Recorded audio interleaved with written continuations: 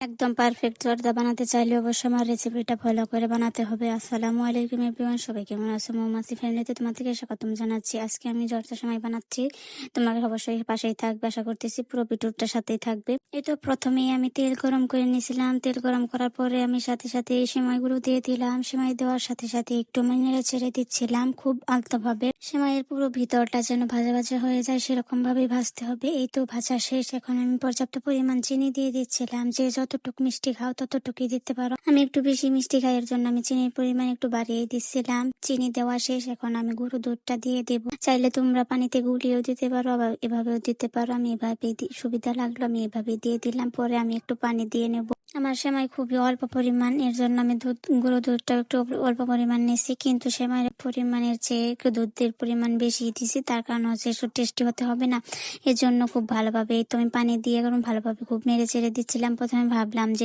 জর্দা না করে বরফি করি, এর জন্য খুব সুন্দরভাবে আমি সাজিয়ে নিচ্ছিলাম, কিন্তু আমার এত ধৈর্য নেই ভাই।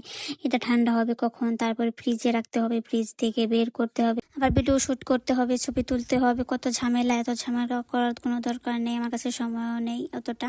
এর জন্য আমি অন্য একটা বাটিতে আবার ঢেলে নিচ্ছিলাম, সুন্দরভাবে বেড়ে নিয়েছিলাম, সার্ভ করতেছিলাম আর কি।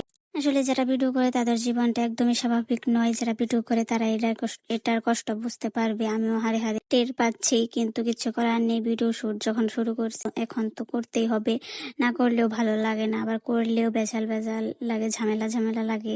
ভিডিও করতে করলে খুবই ভেজাল লাগে, খুব প্যারার মধ্যে একটা জীবন কাটে। এটা খুবই স্বাভাবিক বিষয়, ভিডিও করলে তো একটু প্যারা নিতেই হবে। এখন আমি আমার ছোট বোন সবাই মিলে ট্রাই করে দেখতেছিলাম কেমন লাগে। অবশ্যই খুবই মাশাআল্লাহ। আমার হাতের রান্না যখন মজা তো হতেই হবে, কিছু করার নেই, না হলেও মজা হবে, এটাই স্বাভাবিক। জোর করেই মজা বানাবো, না হলেও আমি নিজে নিজে রিভিউ দেবো। মাশাআল্লাহ, আলহামদুলিল্লাহ, অনেক টেস্টি হয়েছে। এখন আমি আমার ছোট বোন সবাই মিলে একটু মজা করে খাচ্ছিলাম বাইরে বসে।